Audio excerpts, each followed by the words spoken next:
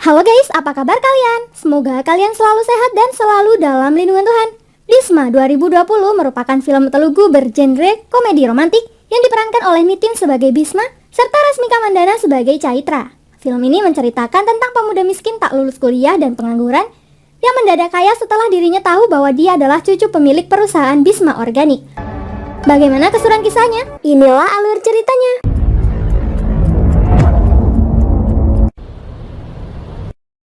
Ini adalah Sri Bisma. Dia merupakan CEO perusahaan Bisma Organik yang sedang melakukan sosialisasi pengenalan produk-produk organik miliknya dengan para petani. Sri Bisma orang yang sangat peduli lingkungan. Dia mengajak para petani menggunakan pupuk organik agar hasil panennya lebih sehat. Perusahaannya akan melindungi hasil panen petani dari tengkulak dan membelinya dengan harga yang tinggi. Perusahaan Bisma mendapat dukungan yang besar oleh petani dan pemerintah karena idenya yang ramah lingkungan. Lalu Sri Bisma menemui media dan memberitahu bahwa akan ada pengganti CEO dalam perayaan ulang tahun perusahaannya yang ke-50. Dan siapa saja boleh mendaftarkan diri sebagai CEO, mengingat dia sebentar lagi pensiun dan dia juga tidak mempunyai keturunan. Banyak para senior perusahaan yang mencoba mendekatinya dengan harapan akan menjadi penerusnya. Tapi Sri Krishna belum yakin, dia mencari seseorang yang punya semangat seperti dirinya. Kalau ini namanya juga Bisma. Dia lagi pesan taksi online dan membuat sopir ketakutan, mengira Bisma ini begal kelas kakap. Dia berhenti di sebuah kafe untuk bertemu dengan teman online FB-nya bernama Parimal. Di mana saat itu kafe sedang dipakai acara tunangan pemiliknya, Randu. Bisma terpesona dengan tunangan bos bernama Avantika. Avantika ini cewek matre. Dia mengira Bisma laki-laki kaya sehingga Avantika pasrah saja saat dibawa kabur sama Bisma. Sadar Bisma tak punya mobil, Avantika melaporkan Bisma ke polisi yang sedang patroli. Randu marah, Parimal dipecat dari pekerjaannya dan terjebak bersama polisi karena ulah Bisma. Untungnya di saat bersamaan Bisma bertemu dengan pamannya yang bernama JP, seorang pembawa berita. Paman JP sangat kesal karena Bisma selalu merepotkannya dengan berbagai kasus. Karena sudah tidak mampu menolong Bisma, akhirnya paman pun menelpon temannya yakni Inspektur Deva. Inspektur Deva pun mau menolong, tapi dengan syarat Bisma harus menemuinya esok hari. Keesokan hari, JP mengajak Bisma menemui Inspektur Deva.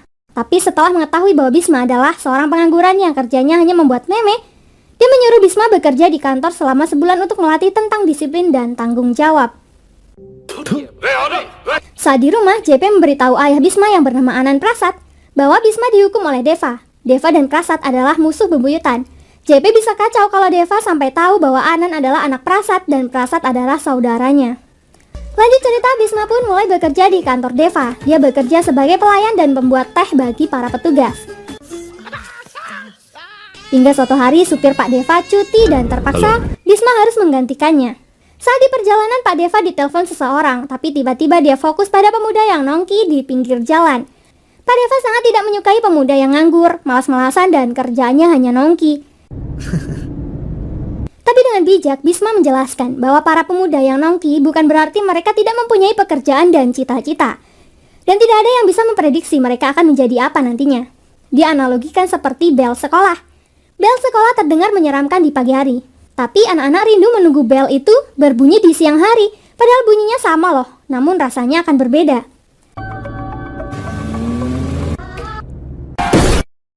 Ini adalah Chaitra, gadis cantik yang bekerja sebagai sekretaris Bisma Organik, di mana saat ini dia dan kawannya harus segera pergi ke Vikarabad untuk mengadakan penyuluhan.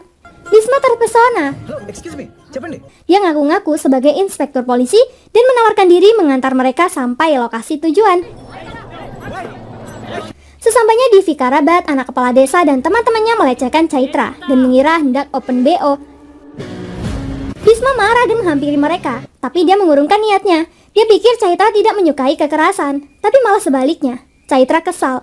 Dia kira Bisma tak berani melawan untuk membela kehormatannya sebagai wanita. Dengan senang hati, Bisma kembali dan menghajar anak nakal itu. Hingga mereka berjanji tidak akan menggoda Chaitra lagi. Meski begitu, Bisma sebel. Mengira Chaitra tak melihat aksi perkelahian yang membagongkan itu. Ini adalah Ragavan, pemilik perusahaan File Science alias FS. Dia hendak melaunchingkan produk barunya yang dia beri nama Instan. Keunggulan produk ini mampu mempercepat masa tumbuh tanaman. Dengan begitu, petani bisa panen dalam jumlah yang lebih banyak.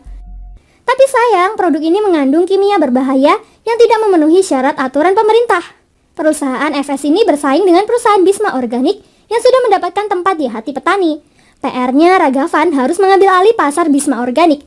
Dia akan memanipulasi komposisi produk, lalu mengadakan debat terbuka bersama Sri Bisma. Scene berlanjut, Bisma mengajak ibu dan ayahnya ke sebuah minimarket organik milik perusahaan Bisma Organik alias BO, agar dia bisa bertemu dengan Chaitra.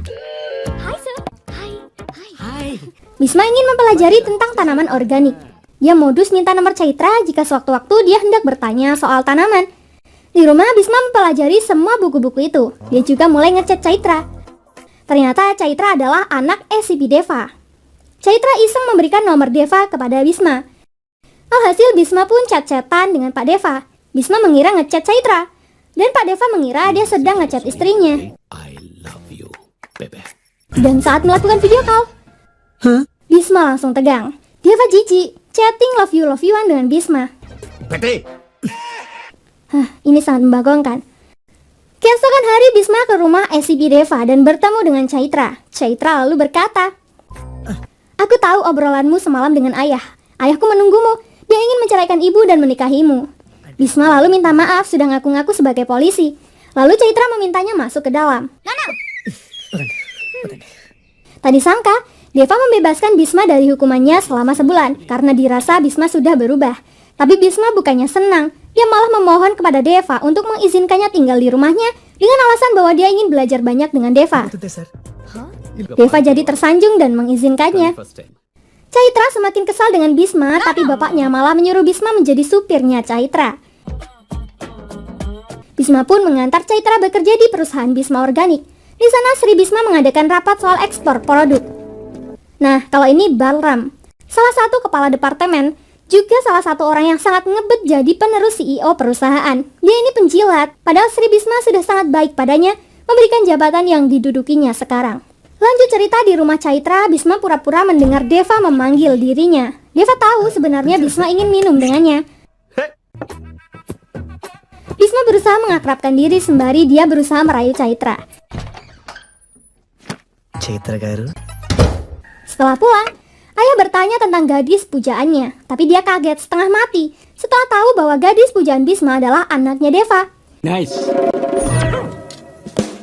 Deva adalah teman kelasnya dulu. Dia marah sebab waktu itu saat reuni sekolah, Bisma kecil mengganggu putrinya, Chaitra. Hal itu membuat perseteruan keluarga tersebut sampai sekarang. Mendengar hal itu, Paman JP mendadak pingsan. Ini sungguh membagongkan. Lanjut cerita, debat terbuka antara Sri Bisma dan Ragava pun dimulai. Chaitra pun datang bersama Bisma. Saat itu, Bisma kembali bertemu dengan Parimal yang kebetulan menjadi pegawai di perusahaan FS. Sri Bisma pun menyampaikan argumennya tentang pertanian organik, namun Ragava langsung menyela dan mengatakan bahwa argumen Sri Bisma sudah usang. Jika mengandalkan pertanian organik, kapan tanaman akan berubah cepat? Negara seperti Zambia, Ethiopia, dan 10 negara lainnya banyak dilanda kelaparan karena hal itu. Dengan sombong, Ragava menantang apakah ada penonton yang bisa menyangkal argumennya tersebut. Sedangkan Bisma malah sibuk meminta pendapat Parimal apa yang harus dia lakukan untuk membuat Chaitra terkesan padanya. Parimal emosi dan menyuruh Bisma menanggapi Ragava saja. Bisma pun mengambil mic dan dengan cerdas menyangkal argumen tersebut. Bisma mengatakan bahwa Ragava hanya mencari keuntungan saja. Jika ingin membantu negara-negara yang kelaparan di Afrika, kenapa tidak mendirikan perusahaannya di negara-negara tersebut? Ya karena sudah jelas, negara-negara yang kelaparan itu adalah negara miskin dan tidak menguntungkan perusahaan. Tanah di negara-negara tersebut tidak sesubur India. Dan apa gunanya pupuk kimia jika tanahnya sudah begitu subur seperti di India? Hal itu membuat Ragava tidak bisa apa-apa. Thank you. Bhishma, Hah? love చేస్తున్నావా? Padahal tujuannya Bisma hanya untuk caper pada Chaitra. Oh, Bisma pun berhasil I love you. membuat Chaitra terkesan padanya. love you. Ternyata Chaitra mencintai Bhisma sejak dia mendengar Bhisma berbicara dengan ayahnya di telepon waktu itu. చాలా చీప్ గానే చూసుంటారు కదా sir. Juga Bhisma menghajar belasan orang untuk membela kehormatannya. Tapi sayangnya ketika cinta mereka baru tumbuh, seseorang mengirim foto saat Chaitra memeluk Bhisma. Hal itu membuat Deva sangat marah dan memutuskan untuk menemui Bhisma di rumahnya. Sesampainya di rumah Bhisma, Deva semakin terkejut mengetahui Bhisma adalah anak dari musuh lamanya, Anantasat.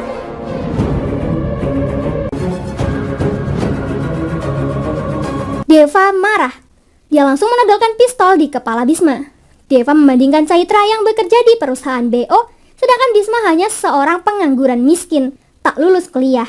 Untuk jadi sopir Chaitra saja, rasanya tak pantas. Mendengar penghinaan itu, Prasad juga emosi. Dia berkata, "Untuk apa anakku bekerja sebagai sopir?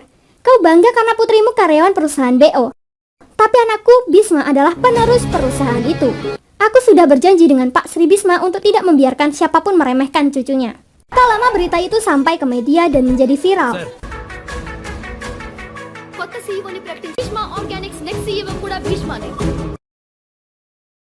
Bhisma shock. Ternyata dia cucu orang kaya. Dia tidak miskin. Bhisma lalu mengemasi barang-barangnya. Dia lalu berpesan pada ibunya agar jangan sedih. Dia akan selalu mengunjungi ibu.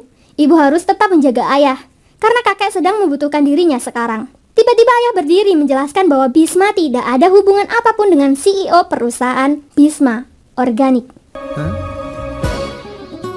Ayah terpaksa berbohong karena takut jika Deva menembak Bhisma. Makanya ayah mengada-ngada. Bhisma lemas, belum disemangati ayang. Dia kira dia beneran kaya. Apalagi Pramila pembantu mereka keceplosan mengatakan pada anaknya untuk tidak meng-share berita Bhisma karena ternyata Bhisma bukan cucu kandung CEO. Cina mami daddy. Paman Jipi menyuruh mereka bersembunyi agar Deva tidak memburu saat dia tahu kebenarannya. Bhisma lalu menghubungi Chaitra. Chaitra marah-marah karena kebohongan itu. Ayah berencana akan menikahkannya setelah CEO mengumumkan Bhisma sebagai penerus perusahaan. Bhisma menemui Chaitra untuk minta maaf. Chaitra, నేను మోసం చేయలేదు, ప్రేమించాను. Dia lalu menelpon Deva untuk memberitahu yang sebenarnya.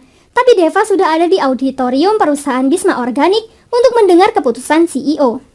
Bhisma bergegas ke sana. Sesampainya di sana, Bhisma tambah terkejut mengetahui dirinya terpilih sebagai CEO.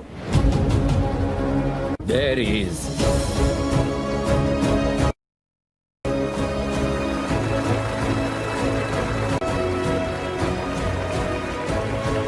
Juga Pak Sri Bhisma mengumumkan bahwa berita yang lagi viral tersebut adalah benar adanya. Bhisma cucu satu-satunya yang dia punya. Bhisma diberikan kesempatan selama 30 hari sebagai CEO. Jika dia tidak berhasil, maka Bhisma akan digantikan oleh pegawai lain yang lebih profesional. Keesokan hari, Parimal menjemput Bhisma. Hey, Parmil Bhaiya. Dia marah. Bhisma sudah menghancurkan hidupnya 2 kali. Dan sekarang dia terpaksa jadi sopir Bhisma karena dia dipecat Ragaval yang mengetahui bahwa Bhisma adalah teman dekatnya. Sesampainya di kantor, Bhisma bergaya layaknya CEO.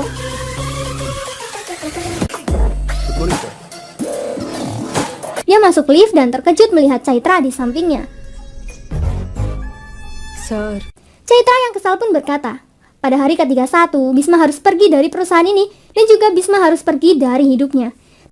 Tapi sialnya, Chaitra malah disuruh Sri Bhisma agar mengantar Bhisma keliling dan menjelaskan divisi-divisi perusahaan.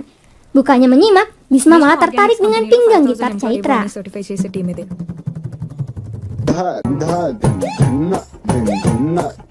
ఈ కంపెనీలో Company. Lalu Barla mengumpulkan semua dewan divisi untuk rapat bersama CEO yang baru. Bhisma kebingungan mengingat dia tak punya pengalaman. Cek. Dia malah menyuruh para eksekutif untuk meniup balon dan mengatakan bahwa siapapun yang balonnya utuh akan mendapatkan gaji 2 kali lipat. Waktu pun dimulai dan semua balon meletus. Two. Time up. Bhisma menyayangkan hal itu. Seandainya mereka tak berebut meletuskan balon, semua orang pasti mendapatkan bonus. Perusahaan tidak akan maju karena satu orang, tapi perusahaan akan maju ketika kalian bekerja satu tim, bukan saling menjatuhkan. Mendengar hal itu, para dewan tersadar. Bhisma adalah pemimpin yang bijak. Mereka semakin semangat bekerja sebagai tim. Mereka dulu hanya bekerja untuk gaji, tapi sekarang mereka akan bekerja sepenuh jiwa untuk perusahaan. Itu membuat Bhisma bingung. Dia kan cuma ngarang, tapi malah membuat mereka terkesan. Ini sungguh membagongkan. Di sisi lain, Raghavan mendengar tentang pengangkatan Bhisma sebagai CEO. Ternyata Barlam adalah mata-mata Raghavan. Raghavan merasa senang karena dia menganggap Bhisma orang yang tidak berpengalaman. Dia menyuruh Rebo, asistennya, untuk mengincar desa Singanapalem sebagai tempat pertanian kimianya. Lalu Chaitra mendapat paket yang berisi dokumen perselisihan desa Singanapalem. Chaitra menelpon eksekutif Ramaraju yang memegang desa sana, tapi nomornya tidak aktif, sehingga Sri Bhisma menyuruh Chaitra dan Balram mengajak Bhisma segera pergi ke desa Singanapalem. Di perjalanan, Balram dan Parimal selalu mendengar ada yang diam-diam berciuman di dalam terowongan. Karena penasaran, mereka sengaja berhenti. Ternyata Bhisma membayangkan dirinya sedang mencium Chaitra. Itu sangat membagongkan. Cute Ra. Sesampainya di desa, mereka menemui Pak Raju untuk mengklarifikasi mengapa para petani di sana membatalkan perjanjian dengan perusahaan BO. Pak Raju memberitahu bahwa kepala desa tersebut bekerja sama dengan perusahaan Raghavan. Mereka menyabotase seolah-olah hasil panen yang dikirim ditolak oleh perusahaan karena mengandung bahan kimia. Penduduk merasa kecewa, panen mereka busuk dan tak ada pendapatan masuk. Petani geram dan membatalkan perjanjian perusahaan Bhisma Organik. Sedangkan hari ini penduduk sedang berkumpul untuk tanda tangan menjual desa mereka. Bhisma berniat mendatangi desa tersebut, tapi Chaitra menolak dan menyuruhnya keluar. Di luar, Bhisma bertemu dengan kakek yang tengah sedih karena tanah desanya hendak diambil perusahaan Philscience. Kakek meminta bantuan Bhisma agar menyelamatkan desanya dari kerusakan akibat pupuk kimia. Anaknya meninggal karena pestisida. Dia tak mau orang lain mengalami hal yang sama.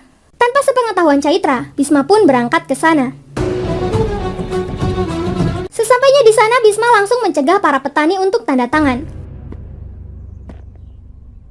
ఏళ్ల చేతుల్లోనే ఉంటాయి.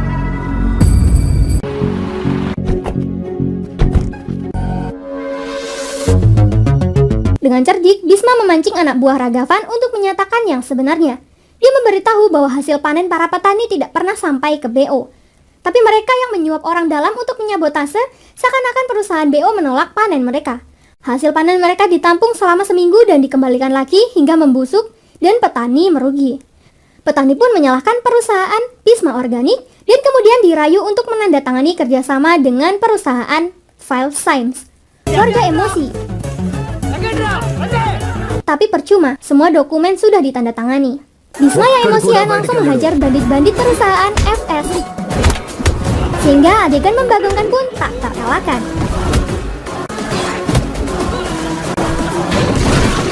Untung saja Bhisma tidak terlambat. Jika tidak, para petani akan kehilangan hak atas tanah mereka.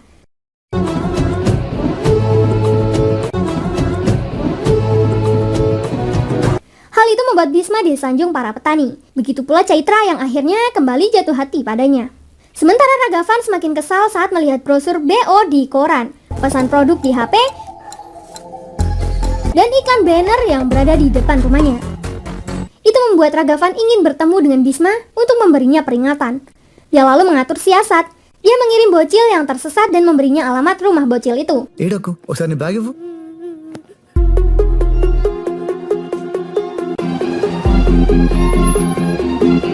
Di mana ternyata rumah ini milik Raghavan. Please. Dan anak itu anak sopirnya Raghavan. Raghavan bermaksud ingin mengajak Bhisma bekerja sama dan menjadikan Bhisma sebagai CEO di perusahaan FS jika Bhisma mau berbagi tanah desa dengannya. Karena dia yakin Bhisma tak akan terpilih sebagai CEO tetap di perusahaan Bhisma Organik. Bhisma dengan tegas menolak. Mau Bhisma jadi CEO atau tidak, setelah 30 hari lagi, desa itu tetap tanggung jawab Bhisma. Dia juga memastikan Raghavan tidak akan mendapat tanah walaupun seinci. Raghavan lalu mengancam Bhisma. నీ కంపెనీని Tapi Bhisma kembali mengancamnya. Brosur, pesan HP dan banner di depan rumahmu adalah ideku. Agar kau memikirkanku lalu bermaksud menemuiku. Jika kau menyentuhku, aku akan menghajarmu. Jika kau mengusikku, maka aku akan menghancurkan hidupmu. Setelah itu Raghavan semakin menjadi. Dia kembali menyerang perusahaan BO. Dia menyabotase BO dengan cara menukar hasil panen dengan yang mengandung bahan kimia.